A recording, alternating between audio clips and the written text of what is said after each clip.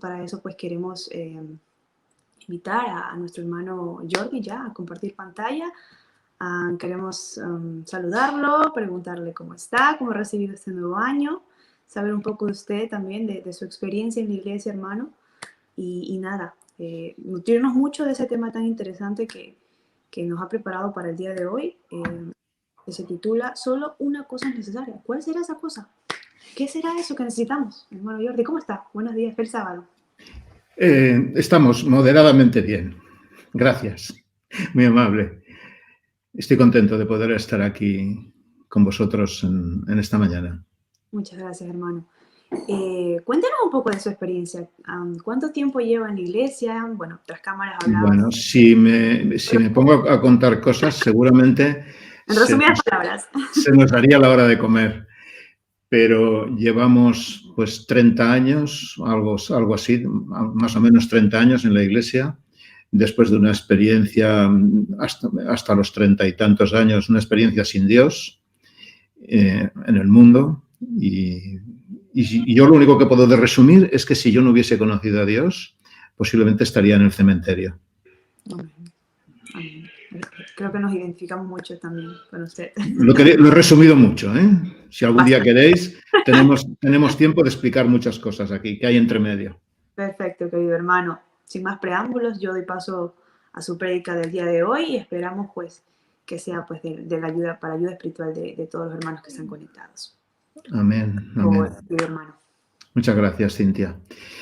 Pues bien, hermanos, estoy contento, como decía hace un instante, de poder estar aquí con vosotros en esta mañana de sábado. Quiero enviaros un saludo a todos los que estáis conectados a través de las redes, a través de YouTube, y los que nos vais a ver ahora, los que nos veréis dentro de unos minutos, de unos días, de unos meses, porque esto nunca se sabe.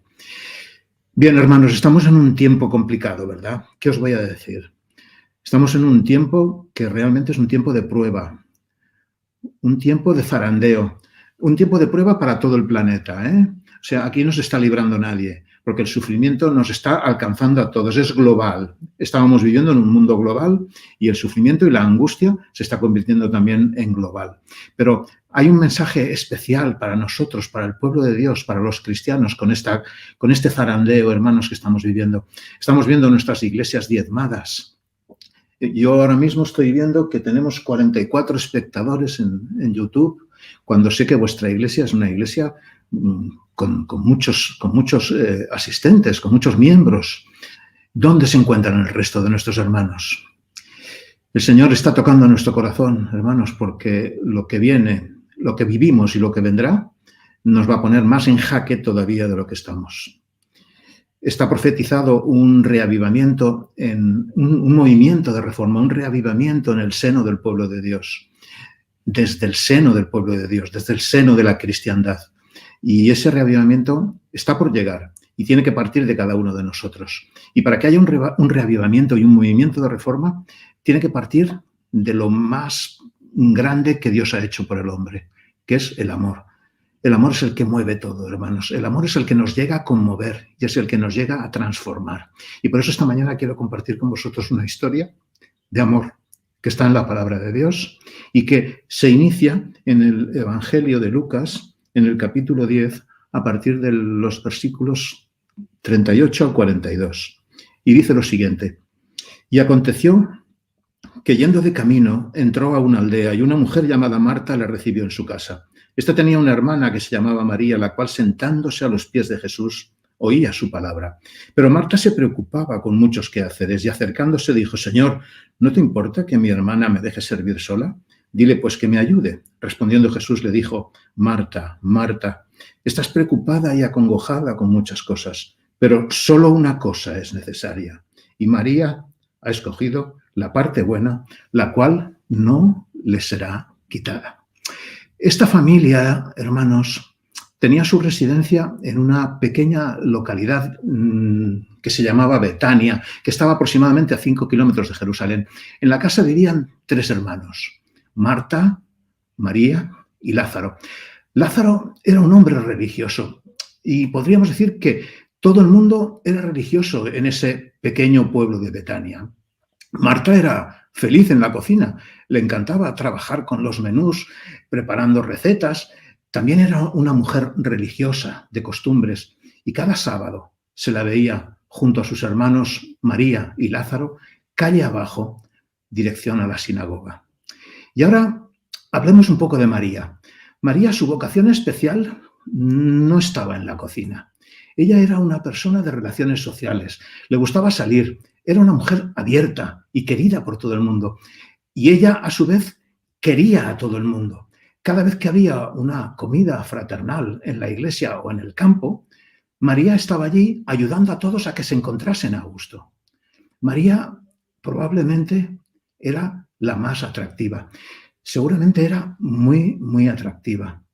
Y era de un temperamento de estos de tipo influenciable, de estas personas que, según sale el sol por las mañanas, así se encuentran. Hoy mismo tenemos un día nublado, casi con nieve, pues hay personas que cuando ven este día así se sienten anímicamente bajas, ¿no?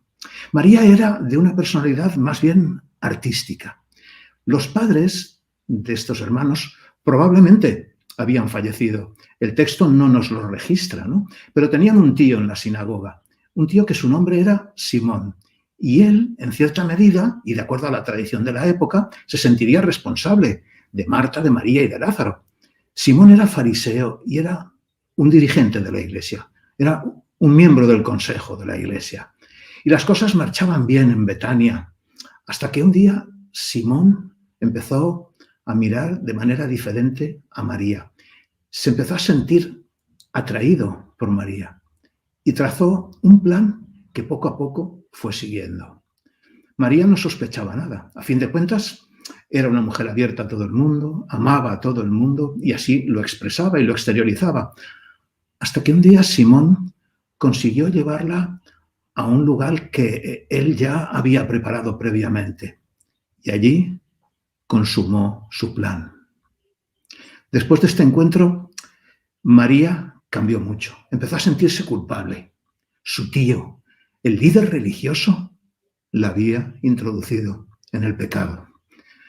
Por las noches se despertaba sobresaltada por la culpabilidad. Conocía muy bien el tema de los corderos que se tenían que sacrificar por el pecado. Sabía muy bien que alguien debía de morir por causa del pecado. El pecado produce muerte. Pero nadie sabía de su pecado. Solo su tío y ella. Era su pecado secreto. Y Simón la manipuló de tal modo que logró que se mantuviera en silencio.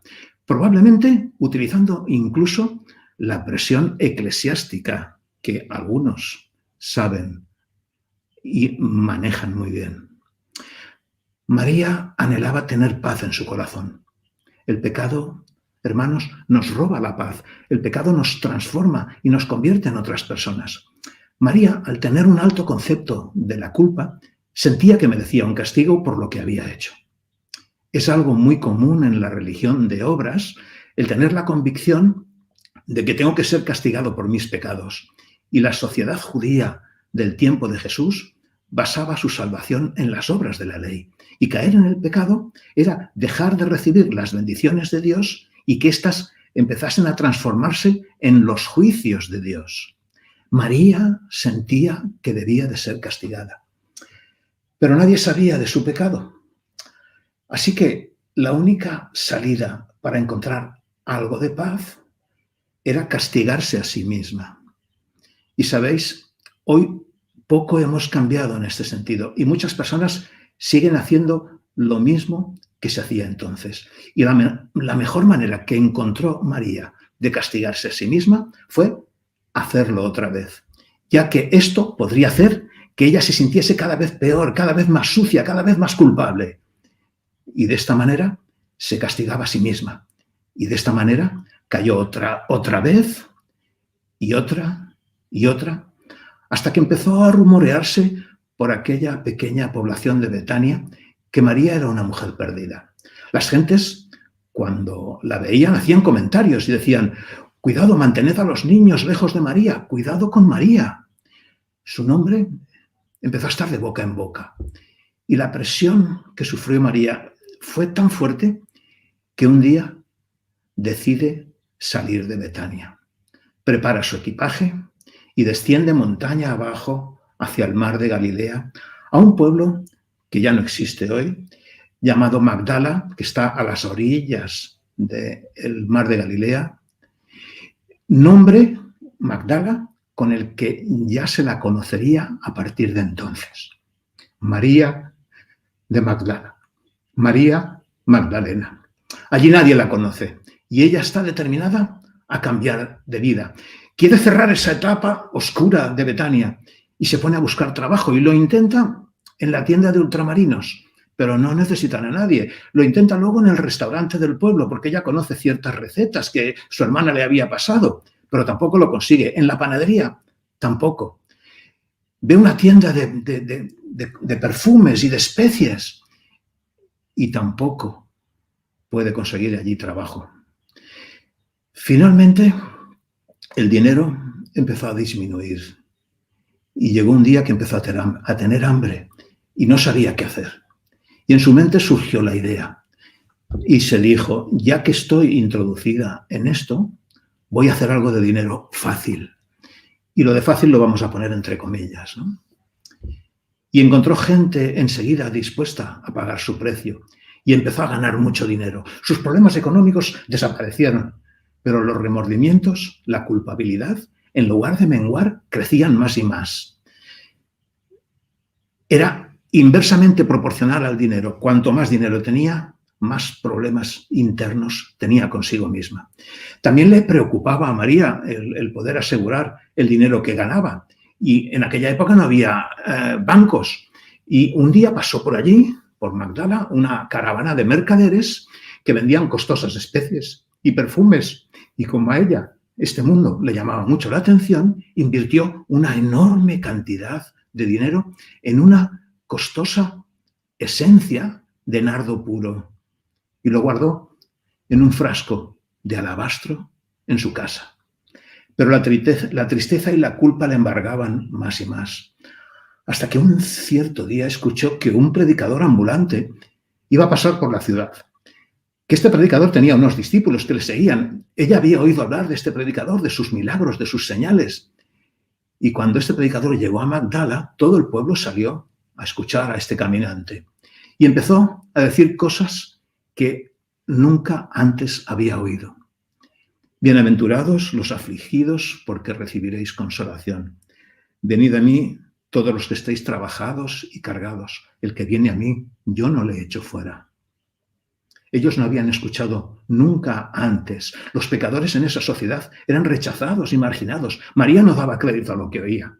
El que viene a mí, yo no le rechazo. Y María esperó a que todo el mundo se marchase. Había resuelto en su corazón, después de escuchar a este predicador, hablar con él. Se sentía poderosamente atraída por el mensaje de este caminante. Y cuando ya no hubo nadie, pudo encontrarse a solas con Jesús. Y le expresó todo el drama que llevaba en su interior. Vació su corazón sobre el predicador. Y Jesús oró poderosamente por ella, a su Padre. ¿Sabéis? Nadie ha orado jamás como oraba Jesús. Y allí mismo, en la calle, al aire libre, en plena luz del día, María experimentó el milagro de la conversión. Pero Satanás se enfureció, ya que solo cuando entregamos todo nuestro corazón a Jesús, todo completo, su poder, el poder de Jesús, es capaz de romper las cadenas. Y María tuvo paz como hacía mucho tiempo que no había tenido. El predicador dejó la ciudad y María quizás debió de haber también dejado la ciudad, pero no lo hizo. Y los comentarios de todos continuaban cada vez que la veían por la calle. Y de acuerdo con el texto, María cayó de nuevo. Muchos de nosotros quizás diríamos que ella era una hipócrita, convertida y actuaba así. Imposible. Sin embargo, hermanos, ¿alguna vez hemos caído desde que decidimos ser cristianos? Sí, pero quizá no de esta manera. ¿Hemos perdido la paciencia en algún momento? ¿Hemos sentido orgullo de nosotros mismos en alguna ocasión? ¿El peor de los pecados visto por Dios? ¿Nos consideraríamos entonces hipócritas por ello? No voy a llamar a María apóstata o hipócrita. ¿Cómo lo sé? Porque, hermanos, María había entrado ya en una religión de relación. Y la siguiente vez que volvió el predicador a la ciudad, ella estaba ya allí presente, en primera fila. Y de nuevo María volvió a escuchar las mismas palabras. El que viene a mí, yo nunca lo rechazaré. Y todavía era verdad eso, porque sabéis una cosa, esas palabras son siempre verdad. En cualquier momento que nosotros vamos a Jesús, somos siempre aceptados. Cuando conseguimos que esto finalmente penetre en nuestro cerebro, es cuando comienza la verdadera transformación.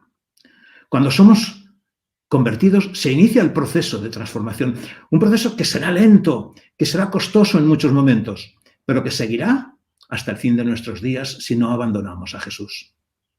María nuevamente fue a este predicador, cayó a sus pies, le expuso su gran necesidad. Y Jesús, de nuevo, oró poderosamente a su Padre. Y Satanás fue rechazado.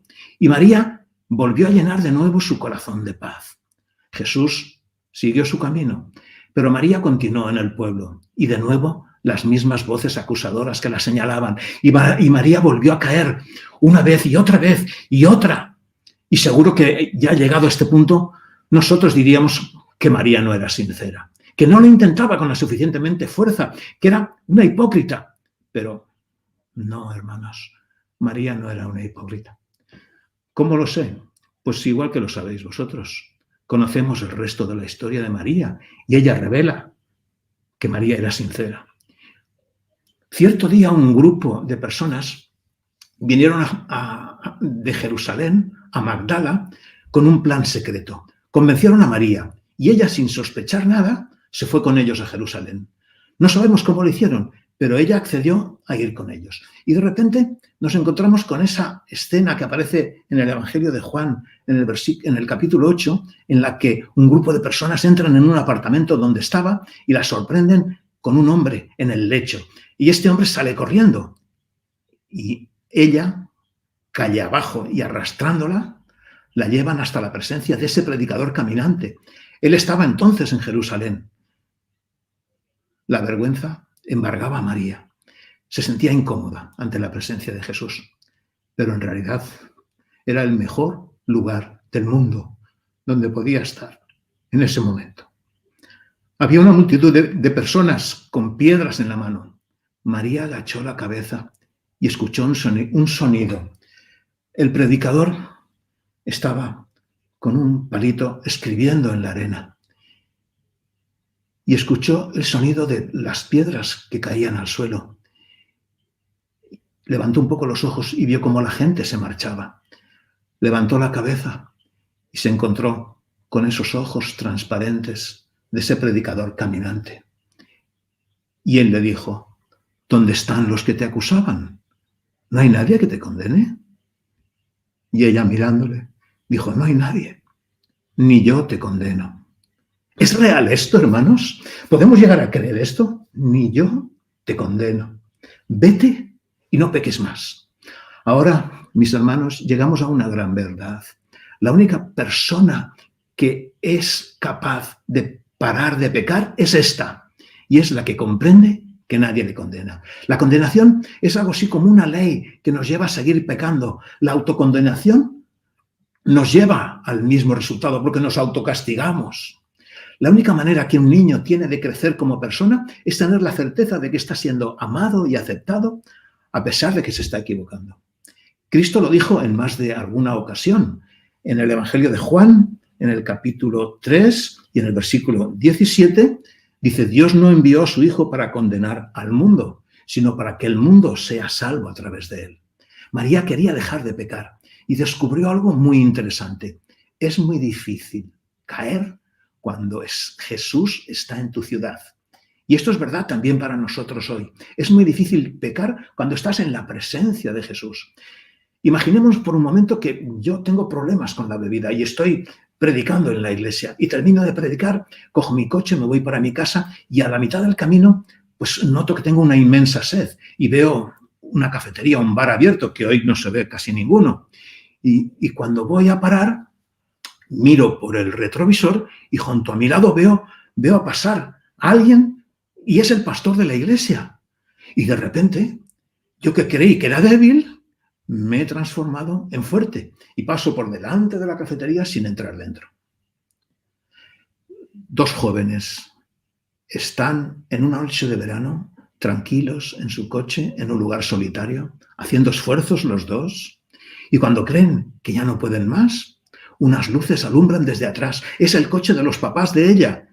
Y de repente se ven y se vuelven fuertes. Han dejado de ser débiles. Es muy difícil pecar en presencia de alguien que nos conoce. Y María descubrió que era muy difícil pecar en la presencia de alguien que la amaba.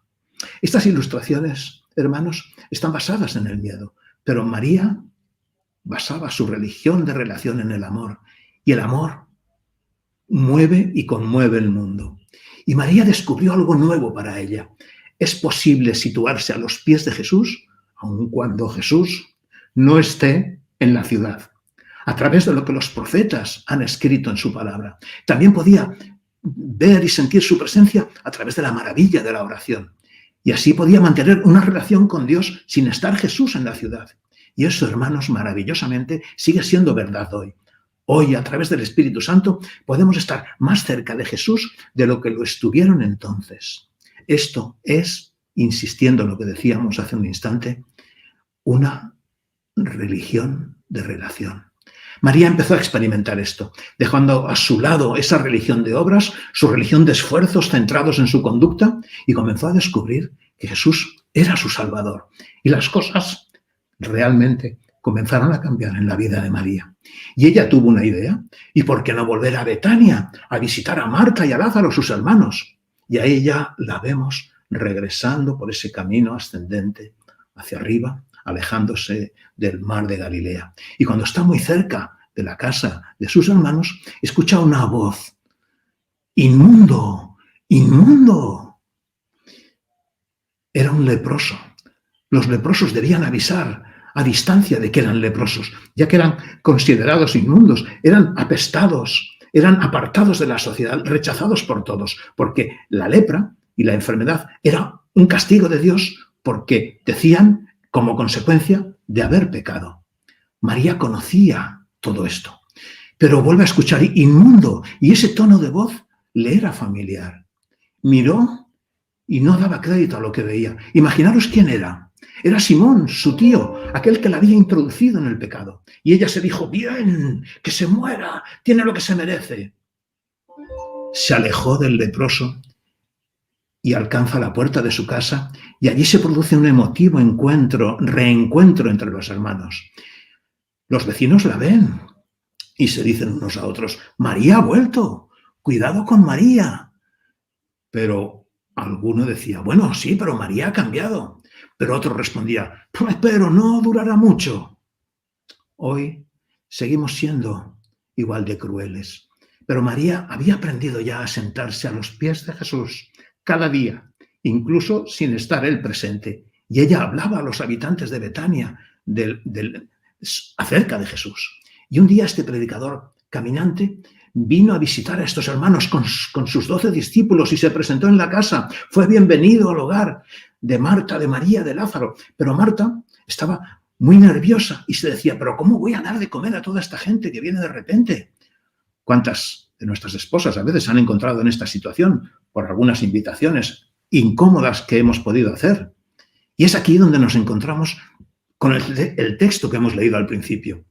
Marta estaba atareada en la cocina intentando preparar todo, pero María no ayudaba, ya que allí donde estaba Jesús, María caía a sus pies. No podían sacarla de la presencia de Jesús, no podían arrancarla de su lado. María, hermanos, es un tipo de los 144.000, ese grupo especial que va a estar funcionando y que va a presentar el último mensaje de este mundo que estamos viendo que ya se está acercando y que la palabra de Dios nos está invitando a cada uno de nosotros a formar parte de ese grupo simbólico, ese grupo del cual María es un tipo, ese grupo que sigue al Cordero por donde quiera que va. Por esa razón, Marta acude a Jesús para que reconvenga a María. Pero Jesús le dice algo que quiero que recordemos hoy. Algo que es válido para siempre, válido para cada ser humano.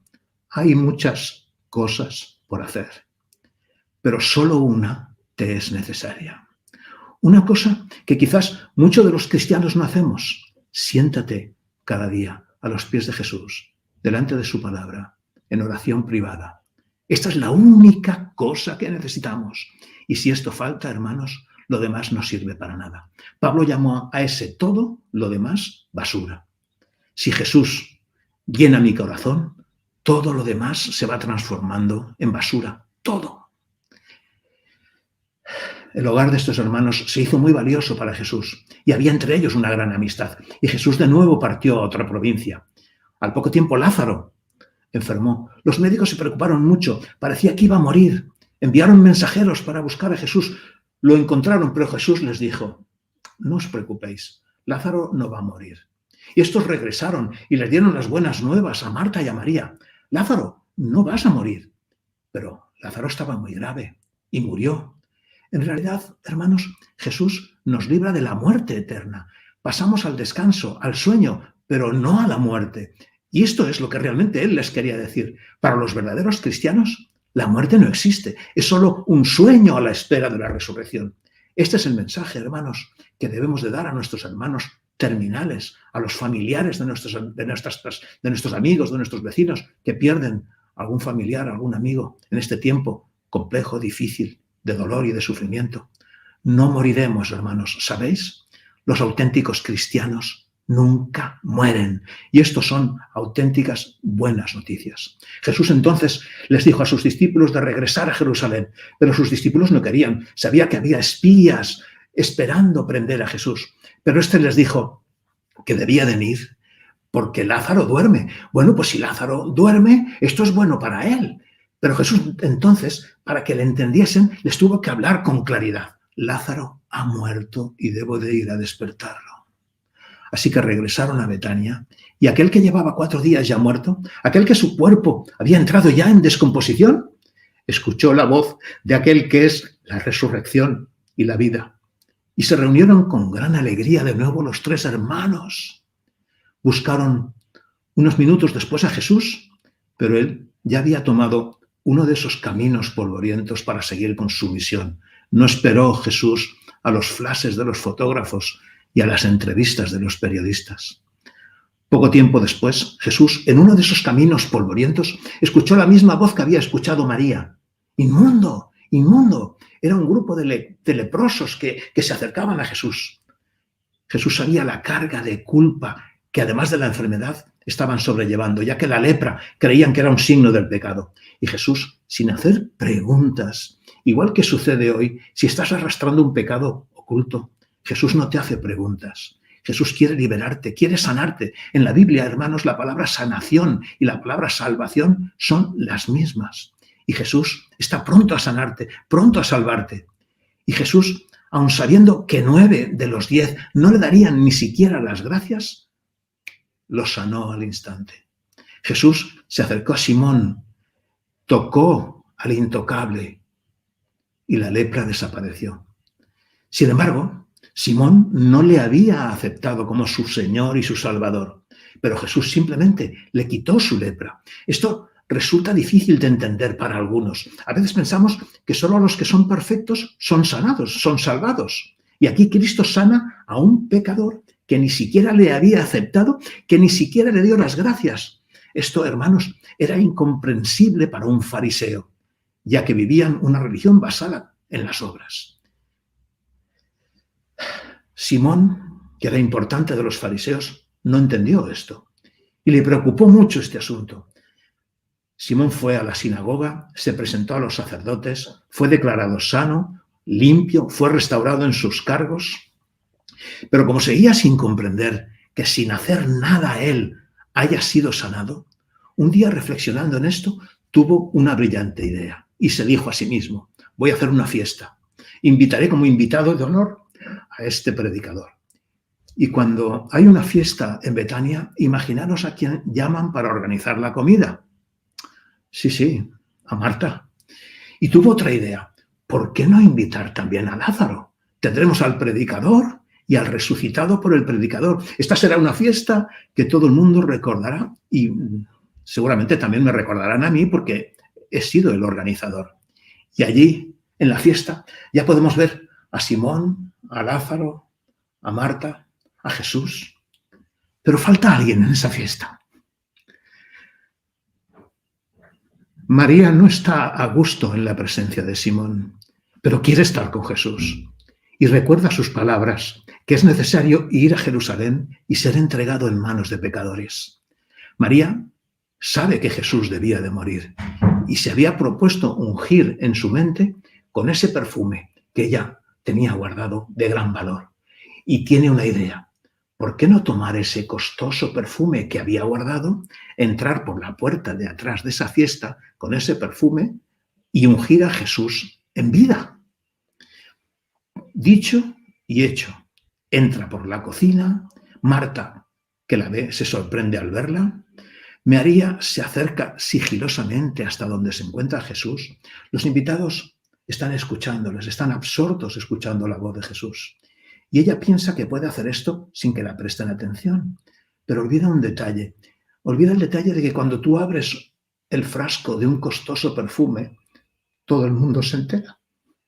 De repente, todos dejan de mirar a Jesús y fijan sus ojos en ella. Judas, que está también en la fiesta y conociendo el valor de ese perfume, pregunta, pero vamos a ver, ¿cómo es que esto no fue vendido por 300 denarios y dado su valor a los pobres en lugar de ser derramado? Simón, que está sentado a la cabecera de la escena, piensa y se dice para sí mismo, este predicador no es un verdadero profeta. Si lo fuese, sabría qué clase de mujer le está haciendo esto. María, temblorosa, ya que no estaba preparada para ser el centro de atención de la fiesta. El perfume lo está derramando sobre Jesús, por sus vestidos, sobre sus pies y también por el suelo. Y con esa tensión de verse siendo el centro de atención, rompe a llorar. Y sus lágrimas caen sobre los pies de Jesús. Ella no había traído una toalla, no tenía esto previsto ni preparado. Y hace algo que solamente una mujer de la calle en aquellos días haría. Y con sus largos cabellos comienza a secar los pies de Jesús. Entonces Jesús mira a Simón y le dice, Simón, tengo algo que decirte. Simón, cuando escuchó su voz, se puso nervioso. Recordó cómo Cristo es capaz de leer la vida de las personas. Y de repente Simón tiene miedo, ya que este predicador podía arrancar la máscara de su cara, revelar su pasado y mostrar a todos la clase de persona que era. Y Simón empezó a temblar. Pero para su sorpresa, Jesús contó una pequeña historia. 2 personas debían dinero, pero uno de ellos debía una gran cantidad y el otro muy poco. Y el acreedor perdonó a los 2. Simón, ¿cuál de los 2 le amará más? Simón, en ese mismo instante, el Espíritu Santo lo confronta consigo mismo. Él era ese gran pecador. Él era el que debía más. Y ahora a él se le estaba ofreciendo el perdón. Él, que se veía mejor que María, la gran pecadora, se da cuenta y reconoce que fue él quien la indujo y la introdujo en el pecado. Y que mayor era su pecado que el de ella. Nadie entendió esta historia. Solo Simón y Jesús sabían de lo que estaba hablando. Era una historia privada. ¿Alguna vez, querido hermano y hermana que me estás escuchando y me estás viendo, has tenido una historia privada con Jesús? Tú y él a solas. Allí, en ese momento, Simón aprendió la gran lección del amor de Dios y entregó su vida a Jesús para siempre. Pero María, culpabilizada por todos y avergonzada por la escena, y a Jesús, a quien no se le escapan estos pequeños detalles, les dijo a Judas y al resto de los discípulos que la dejasen en paz. Él había hecho una cosa buena, y donde quiera que sea predicado este evangelio, se contará la historia de esta mujer. Y esta mañana, queridos hermanos, he tenido el enorme privilegio de compartirla con vosotros.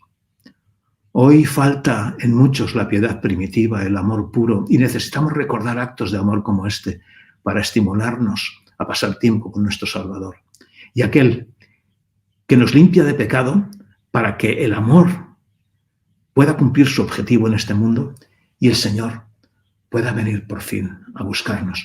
Pero no termina aquí este apasionante y este increíble relato, ya que muchos días después Jesús fue arrestado y colgado en una cruz. Y la última persona al pie de la cruz fue María.